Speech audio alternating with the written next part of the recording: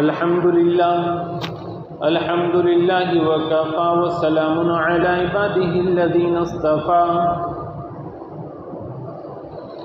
أما بعد فأعوذ بالله من الشيطان الرجيم بسم الله الرحمن الرحيم يقلب الله الليل والنهار إن في ذلك لعبرة لأولي الأبصار صدق الله مولانا العلي العظيم وقال النبي صلى الله عليه وسلم الشتاء ربيع المؤمن قصر نهارها فصام وطال ليلها فقام أو كما قال عليه الصلاة والسلام وصدق رسوله النبي الأمي الكريم نحن على ذلك لمن الشاهدين والشاكرين والحمد لله رب العالمين اللهم صل على سيدنا محمد وعلى آل سيدنا محمد وأصحابه وأزواجه وبارك وسلم. محترم بزرگ اور دوستو،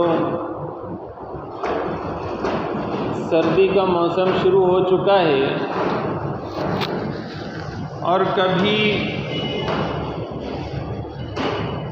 ایسا موسم بن رہا ہے کہ سردی کا احساس ختم ہو جاتا ہے اور کبھی ایسا موسم بن رہا ہے کہ دن میں بھی لگتا ہے کہ شام ہو چکی ہے اور سخت سردی ہوتی ہے. اللہ تعالیٰ نے اس کائنات کا جو نظام بنایا ہے اس نظام کی ہر چیز ہمیں اللہ تعالیٰ کی معرفت، اللہ کی پہچان کرواتی ہے.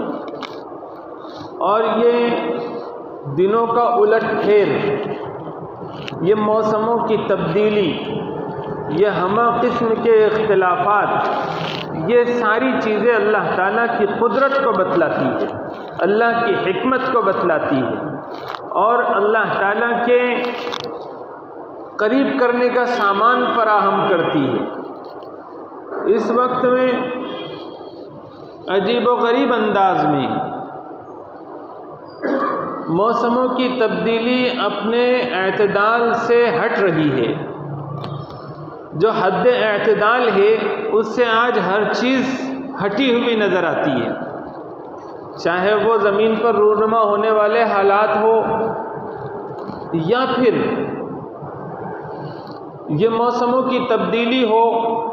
گرمیوں کا موسم ہے تو خوب گرمی، اس طرح سے گرمی کہ لوگوں کی جانیں تک نکل رہی ہے، اور جب بارش کا موسم آئے تو کسی جگہ بالکل بارش کا نام و نشان نہیں، اور کسی جگہ بارش تو اتنی بارش کے لوگوں کی جانیں اور مالیں نقصان ہو رہی ہے.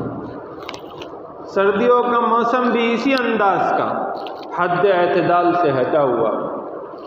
اللہ تعالیٰ نے یہ جو حالات بنائے ہیں اور یہ جو موسم بنائے ہیں، کبھی دن لمبے ہو جاتے ہیں اور راتیں چھوٹی ہو جاتی ہے، تو پھر ایک موسم آتا ہے جس میں دن چھوٹے ہو جاتے ہیں اور راتیں لمبی ہو جاتی ہیں. جہاں یہ اللہ تعالیٰ کی قدرت کی نشانی ہے اور اس سے ہم نے اللہ تعالیٰ کو پہچاننا چاہیے اور اللہ تعالیٰ کا شکر گزار ہونا چاہیے اور اللہ سے ڈرتے رہنا چاہیے. وہیں پر یہ جو حالات ہے، یہ حالات انسانوں کے لیے بے شمار فائدے لے کر آتے ہیں اور بے شمار امتحان کا سامان بھی لے کر آتے ہیں. یہ حالات جو فائدے پہنچاتے ہیں اس پر شکر گزاری چاہیے، اور جو کچھ یہ حالات امتحان لیتے ہیں اور موسم امتحان لیتے ہیں تو اس پر صبر ہونا چاہیے اور امتحان میں کامیاب ہونے کی کوشش ہونی چاہیے. اللہ تعالیٰ نے جب یہ موسم بنائے، یہ حالات بنائے، تو ان حالات کے پیچھے اللہ تعالیٰ ہی کی قدرت کار فرما ہے. تو ایک نگاہ ہماری حالات پر اور موسموں پر اس انداز سے ہونی چاہیے کہ اللہ تعالیٰ نے تو ہر چیز انسانوں کے فائدے کے لیے بنائی ہے. اللہ تعالیٰ نے حکومتوں کا نظام رشتے ناطے تعلقات جیسے انسانوں کے فائدے کے لیے بنائیں، اسی طرح سے آسمان، زمین، چاند، ستارے، موسموں کی تبدیلی، یہ سب بھی انسانوں کے فائدے کے لیے۔ لیکن کیا بات ہے کہ اللہ تعالیٰ نے اس کو ہمارے لیے نقصان دہ بنا دیا، اور یہ چیزیں اعتدال سے ہٹ گئی اور حد اعتدال سے باہر نکل گئی۔ بتاؤ کہاں اعتدال باقی ہے؟ گھر میں، بستی میں، محلے میں، ملک میں، کاروبار میں، معاشرت میں، معاملات میں، کون سی جگہ اعتدال باقی ہے؟ اسی طرح سے موسموں میں اعتدال باقی نہیں، جس سے ناگزیر نقصانات اٹھانے پڑ رہے ہیں، اور یہ سب اس وجہ سے ہیں کیونکہ اللہ تعالی ہم سے ناراض ہے۔ ہماری سوچ اور فکر یہاں جانی چاہیے کہ جو کچھ بھی حالات کی تبدیلی ہے، جو کچھ بھی موسموں کی تبدیلی ہے، یہ اللہ تعالیٰ کی طرف سے الارم ہے، گھنٹی ہے، تاکہ ہم غفلت سے جاگیں اور اس موسم کو اور ان حالات کو اگر اعتدال پہ لانا ہے تو آسان سا نسخہ یہ ہے کہ ہم اللہ تعالیٰ سے صلح کر لیں، توبہ کر لیں، استغفار کر لیں۔ جب ہم اللہ تعالیٰ کے سامنے جھکیں گے، اللہ تعالیٰ سے معافی مانگیں گے اور اپنی زندگی کو بدلنے کی کوشش کریں گے تو حالات منٹوں میں بدل جائیں گے، موسم بالکل بھی اعتدال میں آ جائیں گے۔ لیکن اگر ہم لوگ ایسے ہی رہیں تو کچھ وقت تو مشکلات میں گھرے رہیں گے اور بعد میں پھر اللہ تعالیٰ ہمارے حال پر ہمیں چھوڑ دیں گے۔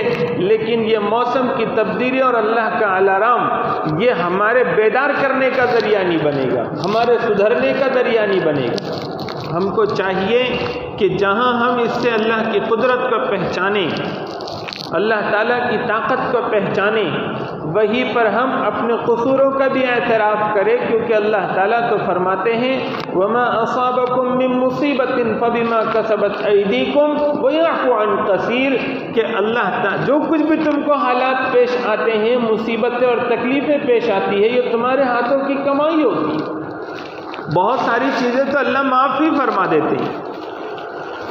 ظہر الفساد فی البر والبحر بما کسبت ایدی الناس، لوگوں کے ہاتھوں کی کمائی کی وجہ سے یہ سمندروں میں اور خشکی میں یہ تبدیلیاں آتی ہیں اور حالات بگڑتے ہیں۔ تو یہ جو بھی کچھ حالات ہیں، جو بھی کچھ موسموں کی خرابیاں ہیں، یہ ہمارے اعمال کے نتیجے میں ہیں۔ تو اب ہمیں اپنے اعمال کی درستگی کی فکر کرنی چاہیے اور کثرت کے ساتھ استغفار کرنا چاہیے۔ موسم آتے ہیں جاتے ہیں، اور چونکہ ہم لوگ ان موسموں کو اسلامی رنگ میں اور مسلمان ہونے کی حیثیت سے نہیں دیکھتے، تو نتیجہ یہ نکلتا ہے کہ موسم آتے اور جاتے رہتے ہیں، لیکن ان موسموں کے ذریعے سے ہماری زندگیوں میں جو تبدیلی آنی چاہیے وہ تبدیلی نہیں آتی۔ ایک وہ طریقہ ہوتا ہے جو مسلمانوں کے علاوہ قومیں اختیار کرتی ہیں موسموں کی تبدیلی پر، وہ سائنٹیفک ریزن نکالتے ہیں کہ یہ حالات کیوں بن رہے ہیں، موسم کیوں تبدیل ہو رہے ہیں اور اب ہمیں کیا کرنا چاہیے۔ لیکن ایک دوسرا طریقہ ہے جو ایک مسلمان اپناتا ہے۔ مسلمان قرآن کریم سے رہنمائی لیتا ہے، مسلمان احادیث مبارکہ سے رہنمائی لیتا ہے، مسلمان یہ اپنے پیغمبر حضرت محمد صلی اللہ علیہ وسلم سے اور ان کے جانشینوں یعنی صحابہ تابعین سے جڑا ہوا ہوتا ہے۔ اس لیے یہ دنیا والوں کی طرح سے نہیں سوچتا اور دنیا والوں کی طرح سے معاملات نہیں کرتا، بلکہ یہ ایک مسلمان ہونے کے ناطے معاملہ کرتا ہے، مسلمان ہونے کے ناطے سوچتا ہے۔ تو وہ سوچتا ہے کہ یہ جو موسم بدل رہے ہیں، یہ موسم یہ اللہ تعالیٰ کی قدرت کی نشانی ہے، تو مجھے اللہ کے سامنے جھکنا چاہیے۔ وہ سوچتا ہے کہ یہ حالات کی تبدیلی اور موسموں میں یہ اعتدال سے ہٹ جانا جو ہمیں نظر آتا ہے، یہ ہماری بدعمالیوں کا نتیجہ ہے جو قرآن کریم بتا رہا ہے۔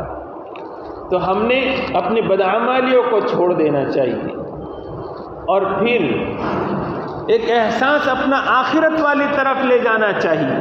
تو مسلمان جب سخت سردی ہوتی ہے اور سخت گرمی ہوتی ہے تو وہ آخرت کے عذابات کو یاد کرتا ہے۔ حضور صلی اللہ علیہ وسلم نے فرمایا کہ اللہ تعالیٰ نے جہنم کو پیدا فرمایا. جہنم نے اللہ کے سامنے درخواست رکھی کہ اے اللہ میرا بعض حصہ میرے بعض حصے کو کھا رہا ہے. یعنی اس میں عذاب کی جو شکلیں ہیں وہ اتنی بھیانک ہے کہ جہنم خود آپس میں ٹکرا رہی ہے. تو اللہ تعالیٰ نے فرمایا کہ ٹھیک ہے، تجھے سکون ملے، تجھے راحت ملے، اس کے لیے تجھے 2 مرتبہ سانس لینے کی اجازت ہے. تو اللہ تعالیٰ نے اس کو سال میں 2 مرتبہ سانس لینے کی اجازت دی. ایک سانس وہ لیتی ہے تو پھر گرمی پھیلتی ہے موسم گرما میں، اور ایک سانس وہ جب لیتی ہے تو پھر سردی ہوتی ہے موسم سرما میں. تو یہ جو سردی ہے، کڑاکے کی سردی، یہ در حقیقت جہنم کی سانس ہے. چاہے سائنٹسٹ کچھ بھی کہہ رہے ہو، لیکن ایک ایمان والا تو حضور کی ہدایت کی روشنی میں دیکھتا ہے. تو جب سخت سردی ہو اور اس سخت سردی کے وقت میں اگر اس کو احساس ہو کہ میں کڑ رہا ہوں، تو ذہن میں یہ لانا چاہیے کہ یہ جہنم کے سانس لینے کی وجہ سے سردی ہے. کیونکہ جہنم میں جہاں گرمی کا عذاب اور جہاں آگ کا عذاب ہوگا، وہیں پر جہنم میں ٹھنڈ کا بھی عذاب ہوگا. روایتوں میں ہے کہ ایک گھاٹی اور ایک حصہ ہے جہنم کا جس کو زمہریر کہتے ہیں، اور وہاں پر اتنی سخت سردی اور اتنا سخت ٹھنڈک ہوگی کہ اس ٹھنڈک کی وجہ سے حضرت عبداللہ بن عباس رضی اللہ تعالیٰ عنہ نے حضرت کعب بن احبار سے نقل کیا ہے کہ اتنی سخت ٹھنڈک ہوگی یہ زمہریر میں کہ اس کی وجہ سے انسان کے جو حصے ہیں وہ ٹھنڈ کی وجہ سے الگ ہو جائیں گے، یعنی ان کی ہڈیاں گوشت سے الگ ہو جائے گی. اور پھر یہاں تک کہ جہنمی اس ٹھنڈ کے عذاب کی وجہ سے جہنم کی گرمی کا مطالبہ کرے گی، یعنی اتنی سخت ہوگی. حضور صلی اللہ علیہ وسلم نے فرمایا، گرمیوں کے بارے میں بھی فرمایا اور سردیوں کے بارے میں بھی فرمایا. فرمایا کہ جب سخت سردی ہو اور اس وقت میں سخت سردی کا احساس لے کر کوئی بندہ اللہ کے سامنے دعا کرتا ہے، لا الہ الا اللہ، اللہ کے سوا کوئی معبود نہیں، ما اشد برد ھذا اليوم، اللہم اجرنی من زمہریر جہنم، اے اللہ میرے اوپر سے یہ زمہریر سے میری جہنم کے زمہریر سے میری حفاظت فرما. کیا سخت سردی ہے. یہ جب دعا مانگتا ہے بندہ تو اللہ تعالیٰ جہنم سے کہتے ہیں کہ میرے بندے نے میرے خوف کی وجہ سے تجھ سے پناہ مانگی ہے زمہریر سے، تو گواہ ہے نا، میں نے اس کے اوپر میں نے اس کو تجھ سے امن دے دیا اور تجھ سے اس کو بچا لیا. ایک کام ہمارا سخت سردیوں میں یہ بھی ہے کہ جیسے ہی سخت سردی محسوس ہو اللہ کے سامنے ہم دعا کریں کہ اللہ کیسی سخت سردی ہے، آپ ہمیں زمہریر نامی جہنم کے حصے سے محفوظ فرمائیے. حضور صلی اللہ علیہ وسلم سے پوچھا گیا کہ زمہریر کیا ہیں، تو آپ صلی اللہ علیہ وسلم نے فرمایا جہنم کا ایک ایسا حصہ ہے جس میں کافروں کو ڈالا جائے گا اور ان کے بعض حصے بعض سے ٹھنڈ کی وجہ سے الگ ہو جائیں گے. ان سردیوں کے آنے جانے کو ہم اس انداز میں لینا چاہیے، اور ہم نے اس میں کثرت کے ساتھ استغفار اور اللہ کی معرفت کی کوشش، اور اس کے ساتھ ساتھ ہم نے اس بات کا بھی اہتمام کرنا چاہیے کہ سخت سردی کے موقع پر اللہ کے سامنے ہاتھ اٹھا کر جہنم کی وہ جو گھاٹی ہے زمہریر کی، اس سے پناہ مانگنی چاہیے. سردیوں کے موسم میں جہاں یہ کام کرنے کے ہیں وہیں پر لوگ بہت ساری فضول چیزوں میں لگے ہوئے ہوتے ہیں. سردیوں کے اوپر یا تو فضول تبصرے کریں گے، یا پھر ہوگا یہ کہ کڑاکے کی سردی ہے تو پھر سردی کو کوسیں گے، سردی کو تانا دیں گے اور سردی کو برا بھلا بولیں گے. یہ رویہ بالکل بھی ایمان والے کے شایان نشان نہیں ہے. حضور صلی اللہ علیہ وسلم نے فرمایا کہ اللہ تعالیٰ فرماتے ہیں کہ بنی آدم مجھ کو تکلیف دیتا ہے گالی دے کر اور طعنہ دے کر. اللہ فرما رہے ہیں کہ بنی آدم یعنی انسان مجھے تکلیف دیتا ہے گالی دے کر اور طعنہ دے کر، وہ اس طرح سے کہ وہ زمانے کو اور حالات اور موسموں کو برا کہتا ہے، جبکہ یہ زمانہ مجھ سے ہے، یہ حالات میری طرف سے ہیں اور میں ہی دنوں کو الٹ پھیر کرتا ہوں. تو اندازہ کیجئے کہ کیا ایمان والے کی یہ شان بنتی ہے کہ وہ سردی کو نام رکھے یا سردی کے اوپر کچھ طعنے اور کسے اور اس کے اوپر کچھ الٹے سیدھے تبصرے کرے؟ ہونا یہ چاہیے کہ راحت ہو اللہ کا شکر ادا کرے، سختی آئے تو سمجھے میرا امتحان ہے، میرا امتحان ہے، میری آزمائش ہے، تو اس میں مجھے جمنا ہے، صبر کرنا ہے اور امتحان میں کامیاب ہونا ہے. سردیوں کا موسم یہ مومن کے لیے تو بہار والا موسم ہے. کیسے؟ کہ حضور صلی اللہ علیہ وسلم نے فرمایا کہ الشتاء ربیع المومن، جو سردی کا موسم ہے یہ مومنوں کے لیے آخرت کمانے کے لیے بہار کا موسم ہے. ہوتا کیا ہے اس میں؟ تو قصر لیلھا کہ قصر نہارھا، اس کے دن چھوٹے ہو جاتے ہیں. فصام، تو مومن اس میں روزے رکھنا شروع کر دیتا ہے کہ بغیر مشقت کے روزے ہو رہے ہیں، نہ بھوک کا احساس نہ پیاس کا احساس. ایک یہ بھی ہے روایت میں کہ روزے رکھنے والوں کے لیے سردی والے دن یہ غنیمت باردہ ہے، یعنی ٹھنڈی غنیمت ہے، ٹھنڈی نعمت ہے کہ اس میں آدمی روزہ رکھے. ایک خاتون روزہ رکھے، اگر رمضان کے کچھ روزے چھوٹ گئے ہوں اور وہ روزے رکھنے میں آج کل کر رہے ہو تو سردیوں کے دن ہیں، دن بہت چھوٹے ہیں اور محسوس بھی نہیں ہوں گے. قضا والے جو روزے ہیں وہ آسانی کے ساتھ رکھے جا سکتے ہیں. کوئی نفل روزے رکھنا چاہتا ہے، کوئی نفل روزے رکھنی چاہتی ہے تو اس کے لیے بھی یہ آسان موسم ہے کہ اس میں روزے رکھ لیے جائے. کہ صبح ہوگی اور شام ہوگی کیسا پتہ نہیں چلے گا اور روزہ کے روزہ ہو جائے گا. بڑی آسانی سے روزے کا اجر و ثواب وہ کماتا ہے. پھر آگے فرمایا وَطَالَ لَيْلُهَا، اور اس کی راتیں لمبی ہوتی ہے. فقام، تو پھر وہ نماز کے لیے کھڑا ہو جاتا ہے. یہ مشقت نہیں جاتی کہ نیند پوری ہو رہی کہ نہیں ہو رہی ہے. عام دنوں کا حال تو یہ کہ اس میں رات کو سوئیں تو تہجد کو نہ اٹھ سکے کیونکہ نیند پوری نہ ہوئی. لیکن یہ راتیں تو ایسی ہیں کہ ان راتوں میں آدمی اگر اول رات میں سو جائے تو بستر اس کو اٹھا کے پھینکے گا کہ بس بہت ہو گیا. تو آسانی کے ساتھ آدمی صبح اٹھ کر تہجد کی نماز پڑھ سکتا ہے، قیام کر سکتا ہے، صبح اٹھ کر تلاوت کر سکتا ہے. لیکن پھر بھی جو کچھ مشقتیں ہوتی ہیں، تکلیفیں ہوتی ہیں، اس پر بھی کتنا اللہ نے اجر و ثواب رکھا ہے. وضو بنانا ہے، وضو بنانے میں جو مشقت ہوتی ہے اور اس کی وجہ سے جو تکلیف ہوتی ہے اس کے اوپر حضور نے کتنا اجر و ثواب بیان فرمایا ہے. فرمایا کہ تکلیف اور مشقت کے وقت میں جو وضو بنایا جاتا ہے اس کے بارے میں حضور نے فرمایا کیا میں تمہیں وہ چیز نہ بتاؤں، وہ کام نہ بتاؤں جس کے ذریعے سے تمہارے گناہ معاف ہوں گے اور تمہارے درجات بلند ہوں گے؟ تو صحابہ نے عرض کیا بالکل ہم جاننا چاہتے ہیں، بتائیے. تو حضور صلی اللہ علیہ وسلم نے 2 عمل بتائے. اس میں سے ایک عمل یہ کہ سردیوں کے موسم میں، ناگواری کے موسم میں کامل وضو کرنا، مکمل وضو کرنا، اس کے ذریعے سے اللہ تعالیٰ گناہ بھی معاف فرماتے اور درجات بھی بلند فرماتے. وضو میں ہوتا یہی کہ سردیوں کے دن ہیں تو پانی کبھی کبھی کوہنیوں کے پاس برابر سے نہیں لگ پاتا، یا پانی گزرتا تو ہے لیکن کوہنی کو نہیں لگ پاتا، کبھی ایڑیاں خشک رہ جاتی ہیں.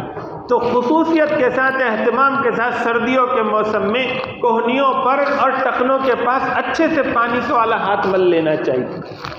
جو ٹخنے کھلے رہ جاتے ہیں اور خشک رہ جاتے ہیں تو اس کو معمولی چیز نہیں سمجھنا چاہیے، اس کی وجہ سے ہماری نماز ضائع ہو سکتی ہے. اور اس کے علاوہ حضور نے ایک روایت میں فرمایا کہ یہ حصہ جہنم میں جائے گا، تو ہم کو گناہ سے بھی بچنا ہے، تو اس لیے خصوصیت کے ساتھ اس کا اہتمام ہونا چاہیے. حضور صلی اللہ علیہ وسلم نے ایک روایت میں فرمایا کہ ایمان کے حصے میں سے 3 چیزیں ہیں، اس میں سے ایک یہ ہے کہ سردیوں کی رات میں اگر کسی کو احتلام ہو جائے یعنی غسل واجب ہو جائے تو وہ رات کے وقت میں اٹھے، کھڑے رہے سردی میں، اس حال میں کہ لوگ اس کو نہ دیکھ رہے ہو، اور وہ غسل کرے، تو یہ ایمان والے کاموں میں سے ایک کام ہے۔ مشقت کی وجہ سے اللہ تعالیٰ ثواب بھی بڑھا دیتے ہیں۔ حضور صلی اللہ علیہ وسلم نے فرمایا کہ سردیوں کے موسم میں کامل وضو کرنے پر دوہرا اجر ملتا ہے، ڈبل اجر ملتا ہے، تو اجر ثواب بھی مشقت والے کاموں میں بڑھ جاتا ہے۔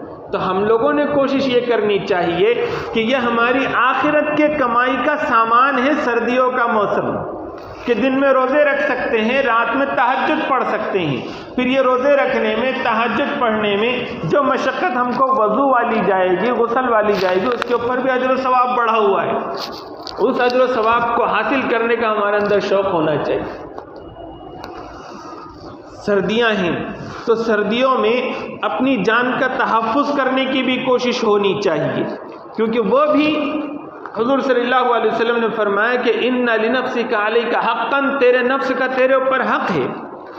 اگر ضرورت پڑ رہی ہو اور پاس میں گنجائش ہو تو گرم کپڑے خریدنا، اپنے لیے لحاف رکھنا، اور سردی سے بچاؤ کے سامان کے لیے کان ٹوپی ہے، جیکٹ ہے، یہ ساری چیزوں کا انتظام کرنا، یہ بھی شریعت کا حکم ہے، اس کا بھی اہتمام ہونا چاہیے۔ اور ساتھ ساتھ اس بات کا بھی اہتمام ہونا چاہیے کہ جو ایسے نادار لوگ ہیں، غریب لوگ ہیں، محتاج لوگ ہیں، جو اپنے گھروں میں ہیں لیکن ان کے پاس اسباب نہیں ہیں، ان کے بچے، ان کی بیویاں، ان کے گھر کے افراد، ان کے پاس گنجائش نہیں ہونے کی وجہ سے سخت سردی میں پڑھتے رہتے ہیں، لیکن ان کے لیے وہ اسباب نہیں ہونے کی وجہ سے پریشان ہیں بیچارے، وہ سردی سے بچاؤ کا سامان نہیں کر سکتے۔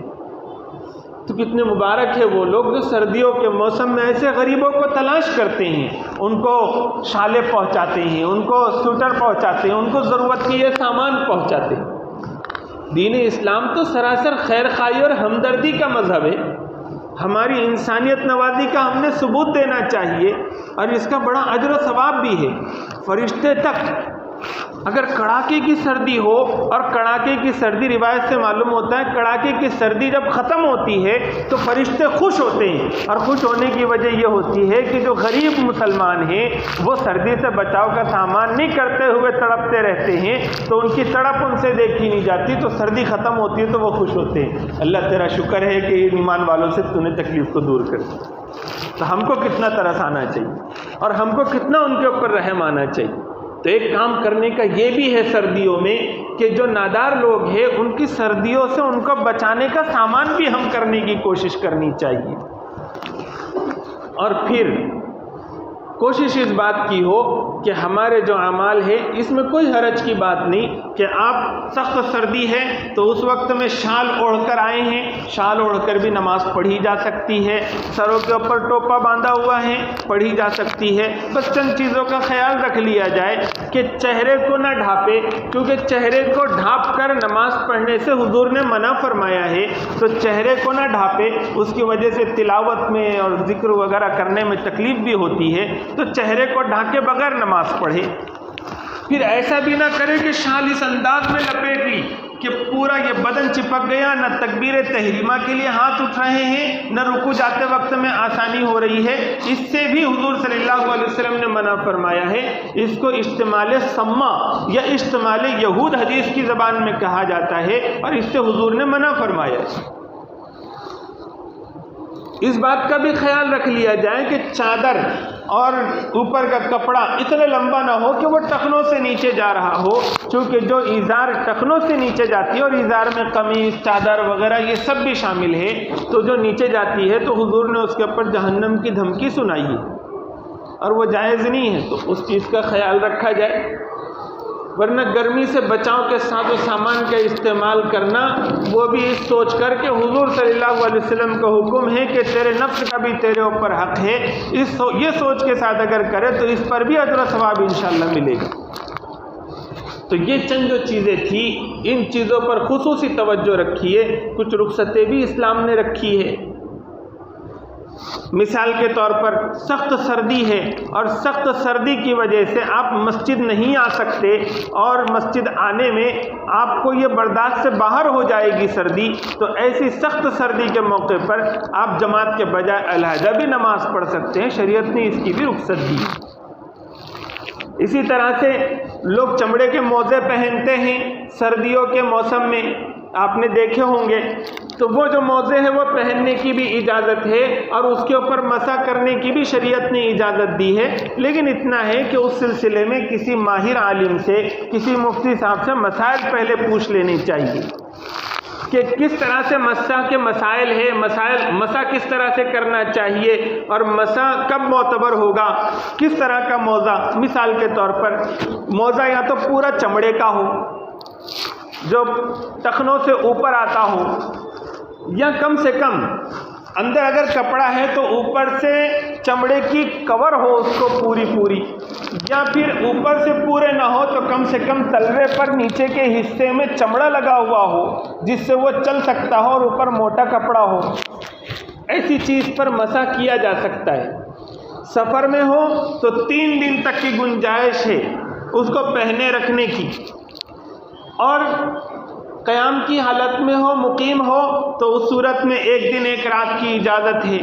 طریقہ اس کا یہ ہے کہ پہلے وضو بنا لی جائے، وضو بنانے کے بعد پھر وہ موزہ پہنا جائے۔ اب وضو ہے ہم کو، اب اس کے بعد جب وضو ٹوٹے گا اس وقت میں سے وہاں سے وقت 1 دن 1 رات کا شروع ہوگا، وہاں سے 3 دن 3 رات کا وقت شروع ہوگا مسافر کے لیے اور مقیم کے لیے 1 دن 1 رات کا۔ وضو ٹوٹ گئے تو وضو بنائے، موزہ نہ نکالے، اور اوپر سے یہ جو ہاتھ کی انگلیاں ہیں ان ہاتھ کی انگلیوں کو تر کر کے، کم سے کم 3 انگلیوں کو تر کر کے یہ نیچے پنجوں کے پاس سے اس طرح سے اوپر لے جائے اور یہاں ایڑی کے پاس لے آئے۔ اس طرح سے آپ نے ایک طرف سے ایسا کر لیا، دوسری طرف سے ایسا کر لیا تو آپ کو پیر دھونے کی ضرورت ہوئی۔ تو یہ بھی کچھ رخصتیں اسلام نے رکھی ہے۔ ان ساری چیزوں کا خیال رکھتے ہوئے ہم اپنی ان سردیوں کو اللہ کی پہچان کا ذریعہ بنا سکتے ہیں، اس سردی کو خدمت خلق کا ذریعہ بنا سکتے ہیں، اس سردی کو اپنے گناہوں سے معافی مانگنے کا ذریعہ بنا سکتے ہیں، اس سردی کو ہم جہنم سے بچنے کا ذریعہ بنا سکتے ہیں، اس سردی کو خوب آخرت کی نیکیاں کمانے کا ذریعہ بنا سکتے ہیں۔ اللہ تعالیٰ مجھے اور آپ کو کہنے سننے سے زیادہ سمجھنے کی اور پھر عمل کرنے کی توفیق عطا فرمائے۔ وآخر دعوانا الحمد للہ رب العالمین۔ اذان دے دیجیے۔